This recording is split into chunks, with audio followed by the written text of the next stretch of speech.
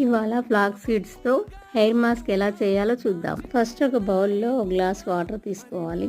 Stove on చేసి ఒక 2 table spoon flax seeds, 1 table spoon మెంతులు యాడ్ చేసుకోవాలి. ఒక 5 మినిట్స్ తర్వాత ఇలా మరగడం స్టార్ట్ అవుతుంది. మనం మధ్య మధ్యలో కలుపుతూ ఉండాలి. ఒక 15 మినిట్స్ తర్వాత ఇలా జెల్ లాగా అవుతుంది. ఆ తర్వాత ఒక క్లాత్ తీసుకొని అందులో ఈ జెల్ని స్ట్రెయిన్ చేసుకోవాలి. కొంచెం కూల్ అయిన తర్వాత ఆ ఫ్లాక్స్ సీడ్స్లో ఉన్న జెల్ని స్క్వీజ్ చేసుకోవాలి. మన డైలీ లైఫ్లో హెయిర్ కేర్ చాలా ఇంపార్టెంట్ కదా.